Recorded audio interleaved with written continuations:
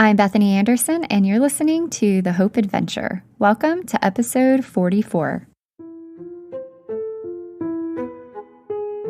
The Hope Adventure is a place for God's stories and conversations, all with the intent of reminding us that the greatest adventure is His presence.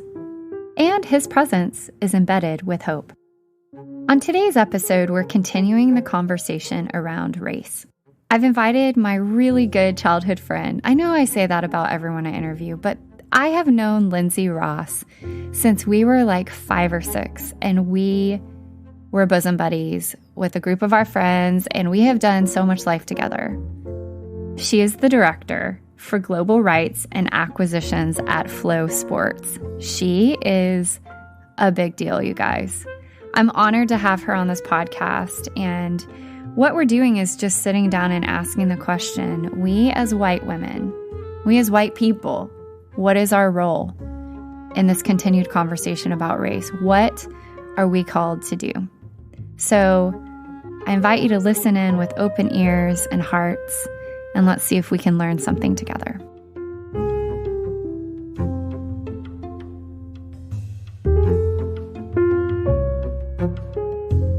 Lindsey, welcome to the Hope Adventure podcast. Hi, Bethany. Thank you so much for having me. I'm so excited to have you on here today. And one of the reasons is you and I have known each other, how many years? Jeez. I'm making you do math. Yeah, on this, well, we're about to turn 40, so close to. Well, I just turned 40, so you are the baby in the conversation. No, we've known each other for a really long time. We've been childhood friends. We've stayed friends. It's been a blessing to grow up together. And today our topic is, obviously, we're going to be talking about just our own awakening to what's happening in our world right now. But before we launch into a lot of that, I would love to talk about what childhood was like growing up in McKinney, Texas. What would you say to that? Well, if anybody's watched Friday Night Lights, I feel like it was like straight from Friday Night Lights, right? Where it was a one stop in the downtown. You only made one little square in the homecoming parade. And I never thought about it that way. That's true, though. And everybody knew everybody. Restaurants even shut down for football games. And everybody would go to the same restaurant before a football game. Yeah, it's like we all knew each other. Yeah. Yeah. Dairy Queen or Pizza Inn, I think. El Chico. Yeah. Right by the stadium. And we kind of grew up in the same neighborhood, but we also had friends from everywhere in McKinney. I mean, McKinney, when we were growing up, I think was about, when we graduated, it was almost 40,000 people. So growing up, it was somewhere between 25 and 40. And like you said, we were friends with all kinds of people. We went to each other's birthday parties, roller skating rink birthday parties, slumber parties, you name it, everything in between. Yeah, it was a great place. I mean, in hindsight, it really was a fabulous place to grow up. It had a little bit of a Cheers feel where everybody knew everybody. Every restaurant you went into, you could almost name somebody at every table. Oh, that's so true. That's so true. And it felt good. It definitely was a bubble. And I felt like I lived in a bubble of kind of this happiness, protected from the world. Mm-hmm. I don't remember a whole lot of like this type of stuff going on or weighting down our community. So it was a great place. Yeah, I agree with that. I look back on my childhood, and much of it is like yours. Obviously, we grew up together, but it's like happy go lucky. Yeah, I mean, we were protected from the world in the sense of like, we were 30 minutes outside of a big city. And at that point, it wasn't all merged together. And we were very like protective of like, McKinney is not Dallas, you know? And now it's like one just giant like run-on city. Basically, the Metroplex is the size of the Metroplex. I saw a stat the other day. The DFW Metroplex is bigger. The population is bigger than several state populations in the United States. And now it's a lot of people around. But anyway, let's talk a little bit about growing up in McKinney as white women now. What is the awakening that's happened in your life to these race issues that we're seeing in front of us now? Give me a little bit of a feel for your own journey. And I'll share a little bit of mine as well, but. Oh gosh. So I think it has to go back to, I have my entire career, and even going back to McKinney, I developed a love for sports. And so I went to school at the University of Texas, worked in the athletic department.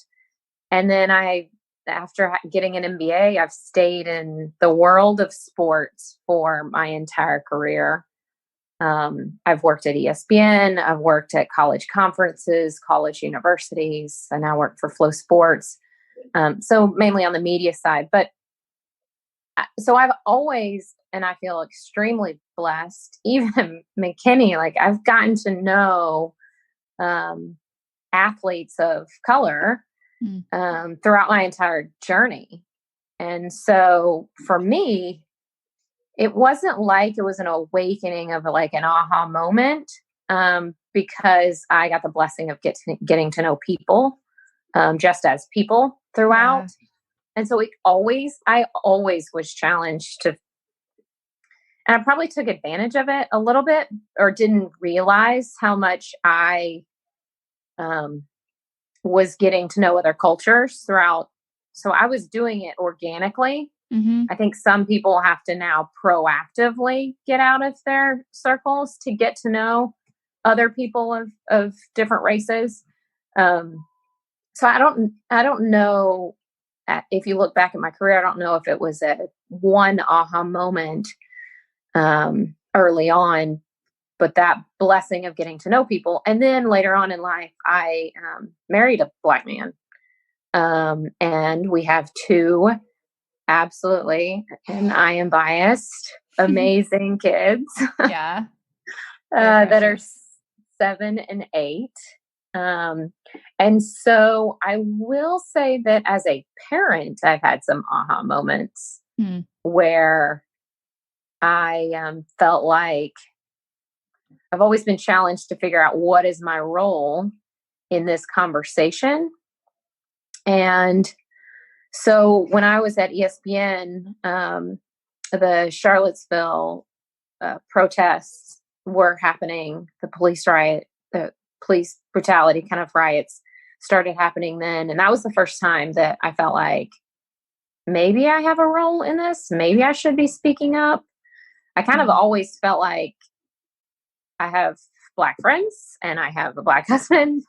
And so I'm not questioned on if I'm racist. And so I thought like that was kind of a check the box that I'm a good person.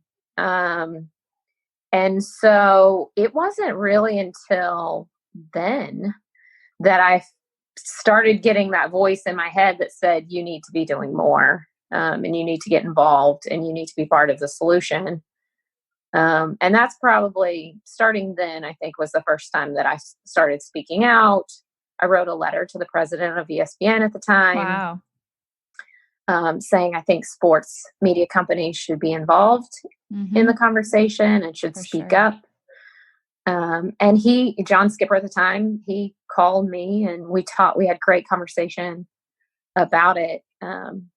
So I think that was probably when I started getting involved in the conversation. Yeah, I think it's really interesting because obviously, I really feel like because of the COVID season that we're still in, actually, it's caused us all to stop and reflect and not busy ourselves with the things that we escape into as much. Now, some of us have replaced other things in our lives to escape into, whether it's watching Netflix marathons over and over and over again or whatever. But the truth of that is that it's allowed us to really stop and reflect and go more internal. And I know for me, one of the thoughts that I've been like, oh, is the word racism. So there's like explicit racism that's like so obviously blatantly horrendous, KKK, just awful white supremacy racism.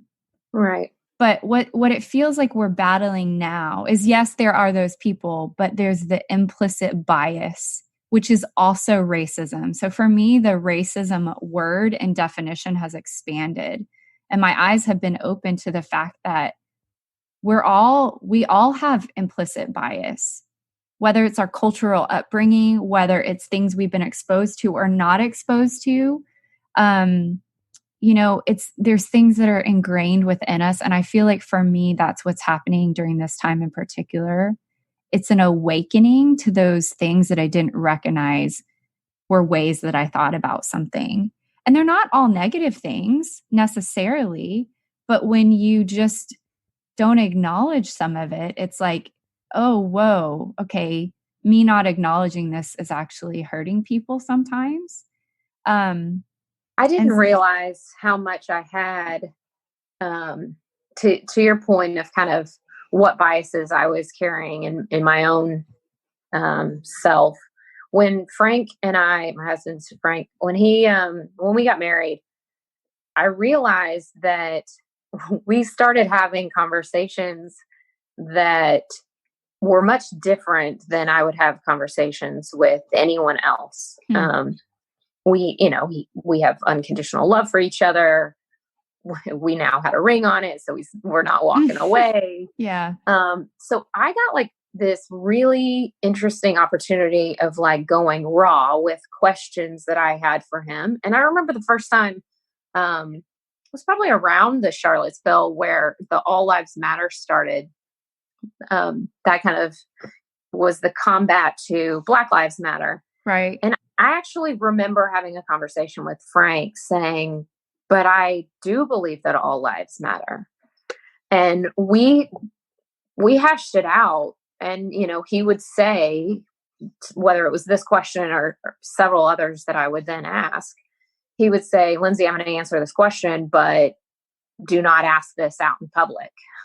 Or, Lindsey, this is the answer, but, make sure you just keep that here. And I remember thinking that, like, wow, if the media or a church, you don't really have places where you can have those unconditional love, safe space zones to have questions answered. And very few people have a friend group that they can even ask those things to. So that's where I started realizing how I was overcoming things, but I also then needed to figure out, okay, how can I take those safe spaces to other people and allow them to ask their questions and things like that. But you're right. We all carry around some degree of these biases. And I remember after 9/11, and I, in sports, I travel all the time. And I have to constantly keep myself in check when I travel. When I see a person with headgear on and dressed differently than me, and I literally have to stop and put myself in check to say, Lindsey, you have no idea who this person is, anything about them. Like, you cannot judge anybody by the way they look. So it's not to say that anybody that has these biases are bad people or not genuine people or Christians or anything like that. It's what we do. It's how we recognize the bias and what we do afterwards. And a lot of people, I think, get stuck in that, like, either A, they're denial, I don't have anything, or B, they say, like, I don't act on it, or all people are equal and that's enough. I know I'm a good person and I love you. And it's great. I have a lot of family and friends that are amazing Christians, but still scared to step out and do anything more. And I think that's where we are right now, with a lot of people questioning, okay, I've been good, quote in quotation marks, and I'm not racist. And now how can I do more? What else do I need to do? I watched a podcast this morning that was talking about a good ally to a Black friend versus an effective ally to a Black friend, and what are the differences between those two things. And good allies being, check the box, great people and believing in equality, but the effective allies right now are the ones that are going to pave the way to change and make a different future for, my 7 and 8 year old. Yeah, that's good. It's funny because on the conversation that I had with Nadia and Ashley, one of the things that stuck out to me is Ashley was like, you have to just run in your lane. You have to know what part of this is yours to fight. And not everyone's called to be out there protesting. Not everyone's called to be hosting conversations on a podcast or to be hosting conversations in their neighborhood like you did yesterday, which I'd love to hear more about. Not everyone is called to these big visible movements, but we are all called to do something. I think we can all, and for me, I feel like the starting point is learning and listening and asking questions. And that's to your point about with your husband, you were in this safe space. It's hard to ask the hard questions, but I think it's really necessary. And we have to continue to lean in and pay attention to, especially from a believer's perspective, to what God is prompting us and asking us. And I'll give you an example. I think I texted you about this the other day, but I was driving home a couple days ago in my neighborhood, and it's a residential area. There's like nothing around here but schools and churches and homes. And there was 3 Black teenage boys just standing out on the side of the road.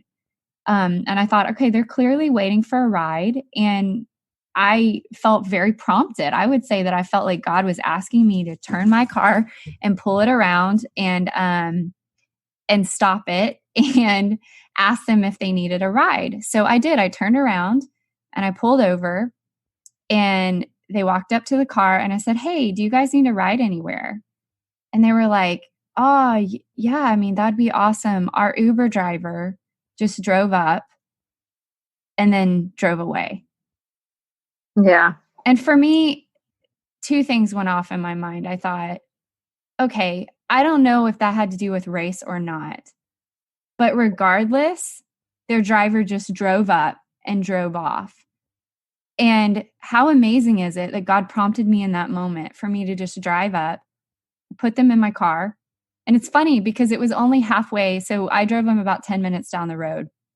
And it was only halfway that I remembered, oh, shoot, it's COVID season.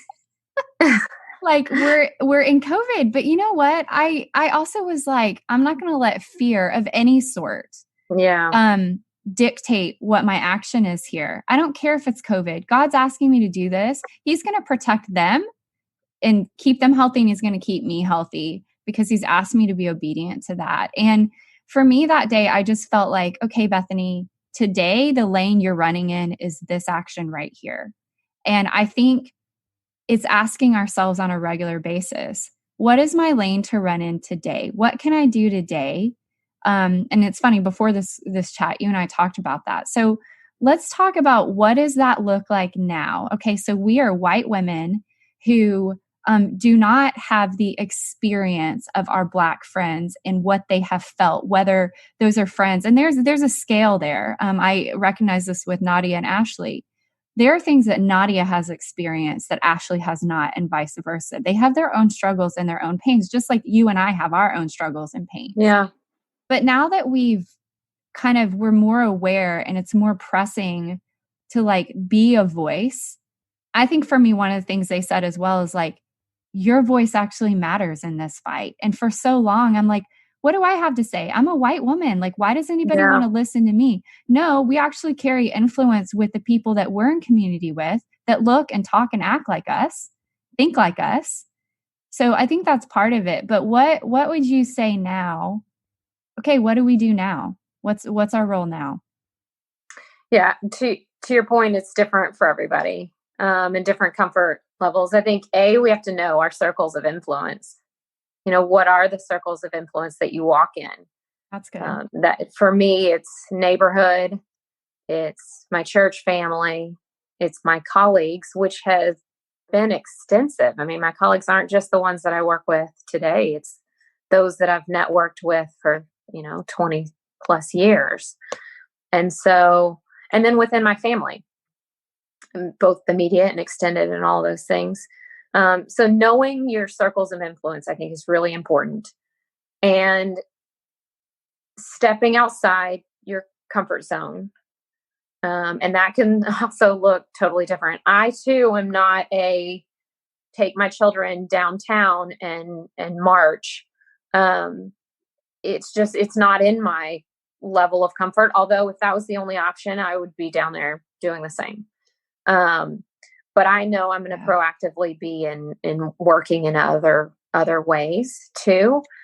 The other thing that I'd say is, I think we're really called as people, and certainly believers, but to listen, to take time to listen to others, and learn about others. I mean, you and I, and growing up, the slavery and all of these things seem like distant history. And it's so sad to think that it's not history. I mean, it really did not happen that long ago. I mean, my husband's parents were born into sharecroppers. Wow. And born in, lived in a house that had dirt floor, went out and, worked the land on behalf of, someone else. And so that's real, and that's not very long ago. And so, when we talk about pain of people, it's easy for us to think that that's history, and that people should be able to say, well, I never had slaves and I don't believe in it, and so therefore you shouldn't judge me. There's an underlying pain that, until we care enough to feel it on their behalf, and share the pain with them being, an entire race, unfortunately, it's not going to go away. Yeah. If I'm going through something extremely painful, until you get down on your knees and call me or put your arms around me, until you feel my pain with me, doesn't go away. I can't necessarily take steps forward. And so knowing your circles of influence, being bold and getting out of your comfort zone, and then finding ways to listen and be proactive there, I think, are probably the three most important to me right now. Yeah, it's really interesting because I hadn't thought about it in this way. And I'm not a psychologist, and nor are you, but I think we both very much, and I think our friends from high school would probably say this about you and I, is we're connectors and we love people. And a prime example of that is they set us at the table at the reunion because we know people's names and we have stayed connected with them. And that's just funny, but that's how you and I have always operated in relationship with each other and other people. And we have large networks of friends and that kind of thing. And I think part of that is because we do care about humanity and we care about other cultures and diversity. And obviously my experience living around the world and abroad, and you've had a lot of experience traveling and just relationships with different kinds of people. And I think that's really important. But one of the things that's happening is that we culturally are in a collective state of trauma and grief in a lot of ways. Anytime there's change, there's loss of something. So speaking about that from like a spiritual, emotional perspective, COVID threw us into a tizzy of change. And most people, statistics say most people don't do well with change. I, for one, am one of those that's like, bring on the change. I love change. I thrive on change. I'm with you. But a lot of people do not. And so there's already this emotional trauma happening with COVID, which there's been beautiful things out of it and also really painful things for people. And then on top of that, you add in this layer of what happened to George Floyd, and you have a whole world that's now attentive because other things have been silenced and quieted in their lives, all the things that we were talking about that people escape into. So now you have this issue where we are watching a race of people in deep collective grief and suffering. And what you don't do is show up with a Band-Aid and pat them on the back and say, you're going to be fine. This is okay. This is just a small scratch. Get up and ride your bike again. That's not the moment that we're in. So to what you were saying about this deep empathetic listening, you know, you and I both know we've been through situations of deep grief, loss of family members and that kind of thing. The most helpful thing in those times is just the presence of someone and just sitting with you and listening, not trying to argue, not trying to justify or bring a positive spin, but just that deep listening. And our culture has not taught us that well. In fact, just from the sense of grief, one of the things I learned when I was in Bible college is that the average grieving period is 3 years. Wow. That's the average. And we are quick to push people out of grief because it's uncomfortable and there's tension there. And so, yeah. And it's not enough. It's not enough to stay in just I want to make sure I add, it's not enough to stay in the listening mode. Just listening isn't necessarily going to bring about change, but the listening, I think, is a prerequisite to our white brothers and sisters to understanding what our role is and how we can effectively make change. Because I can't get involved just because I think it's the right thing to do. Yeah. Right. I have to know why I'm fighting this cause. I have to understand it. I have to deeply care about people and the cause. And then I can know where, what my right steps are. But I do think the listening and understanding, my husband says it's he encourages people to break bread with people that don't look like each other. And we had this, you alluded to it earlier, we had this neighborhood conversation, which was amazing. It was the first time that we just gathered a group and had pre-written questions so that nobody had to feel uncomfortable asking a question.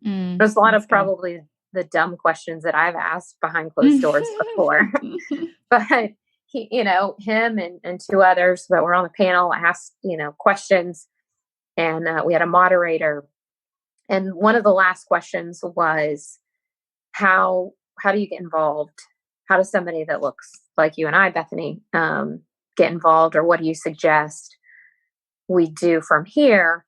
And Frank said that, take time to scroll through your environments and your friends and your phone list and your Instagram posts. And,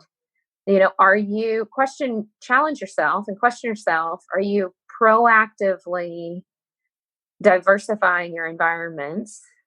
And are you proactively choosing to putting your kids in environments where they're learning from other cultures and races?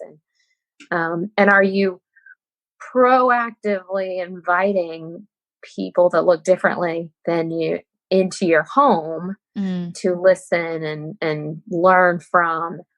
And so I think there's this element, there's kind of that number 4 step of, once you have done the things before, your circles of influence, you're okay being outside of your comfort zone, and you've been allowed yourself to deeply listen to others. Then it's this, all right, your next step is, how can I proactively challenge myself every day to do these things, gather people around me that look different so that I'm constantly learning, go into these new environments, and do it for your children too. And so I think it was really powerful hearing him say, and he did say, look, the neighbor has been great and everybody waves and is friendly, and he's never felt, hostile environment. But it's different when somebody invites you in.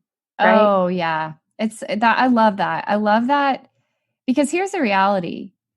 Whether we're talking about race or just humanity, the gospel is like Jesus invites us into his life, and we partake of his life. And so inviting someone into your home, it's like inviting them into that sacred, intimate space. I love that, the breaking of bread together. I told you this earlier on a call we were on before this, that the city of McKinney, I was at a prayer rally a couple weeks ago from all different churches, and there was a really amazing turnout. It was a really strong event. And just saying, we're here unified in the gospel. That's ultimately what we're about. We're unified because of God and because of Jesus. But they set an initiative that every fifth weekend of a month, when there's 5 weekends in a month, they're calling it Unity Table Weekends. And they're encouraging people to actively have dinner and meals with people that don't look the same as them. So it's exactly what Frank was saying. That's awesome. I love that that's an action point. I love that the city of McKinney is behind that. It's actually the whole Collin County. And for me, that gives me hope in moving forward, that breaks it down and takes this weight of, I can't change this. You can't change this. None of us can change it. We want to take the pain away from our friends. We can't do that.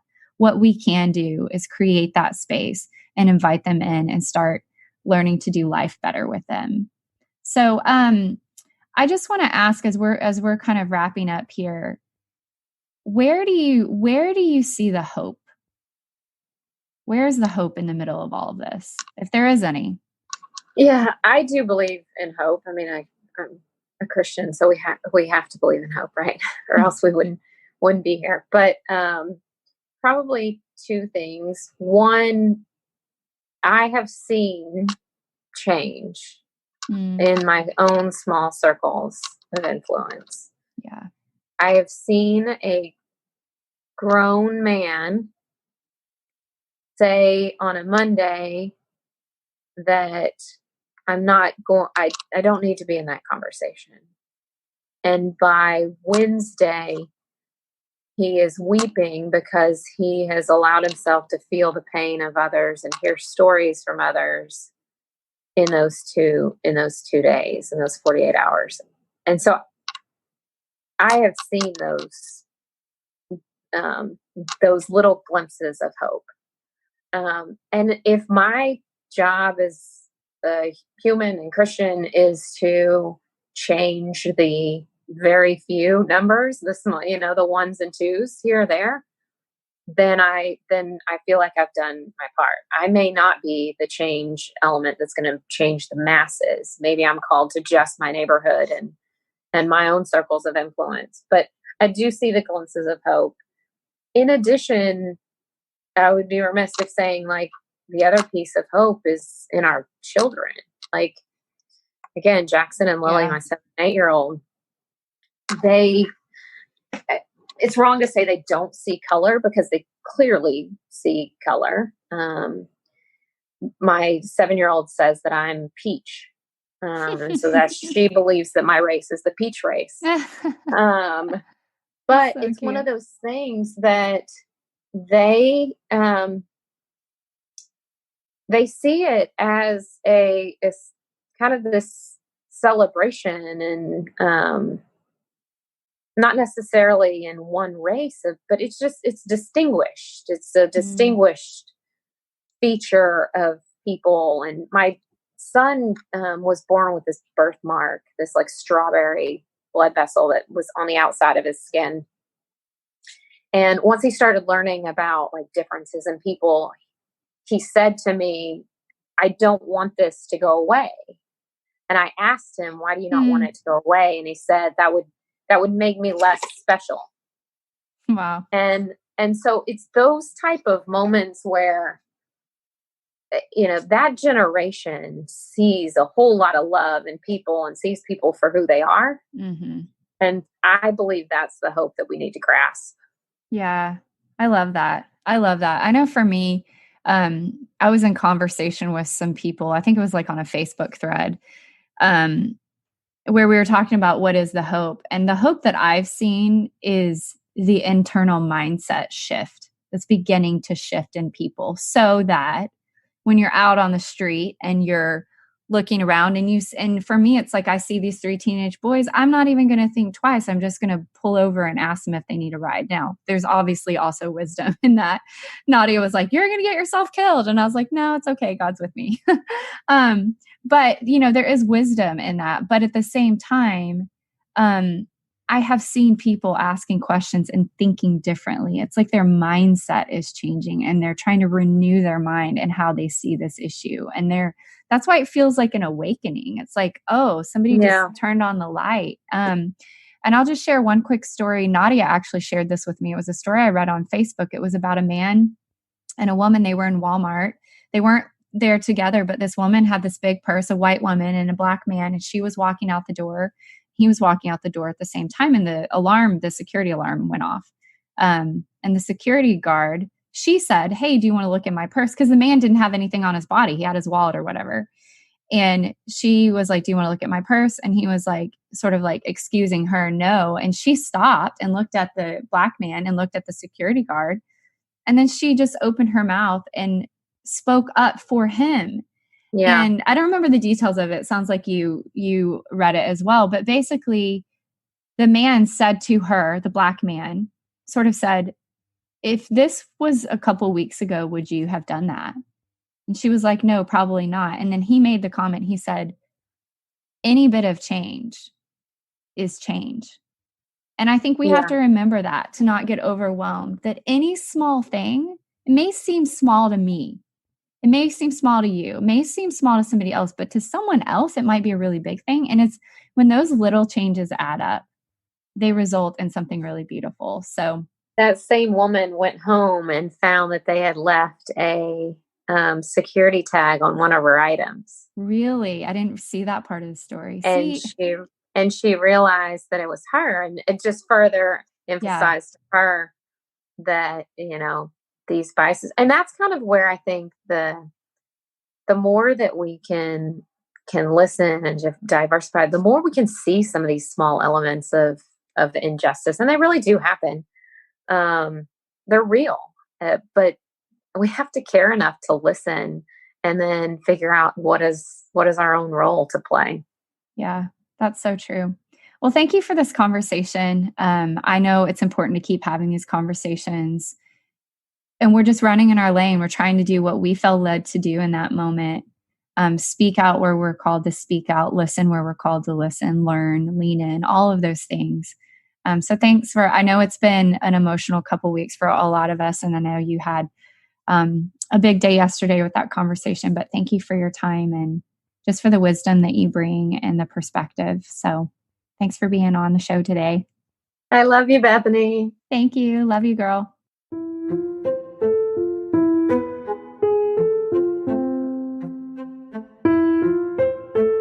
Thanks for listening to today's episode of The Hope Adventure. My prayer is that you do see the hope in this. Where God is, there's hope. And I strongly believe that when we as humans are in the midst of pain and strife and struggling, if we open our eyes, we can see that Jesus is right there in the thick of it with us.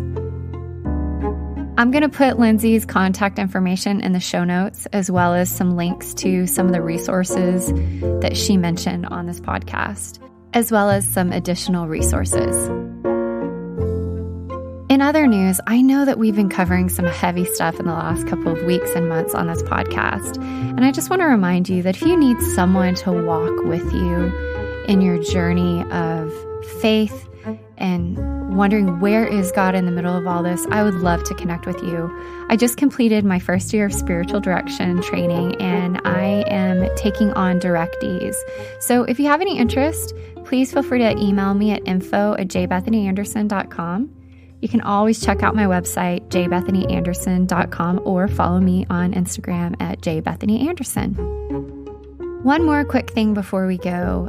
I'm going to publish one more episode for this summer of 2020 that will come out in a couple of weeks. And then I'm going to take a summer sabbatical because I'm going to be serving up at a camp in West Virginia. So I just wanted to give you a heads up about that. But I look forward to being back with you in a couple weeks' time. So stay tuned. Until then, have a good one.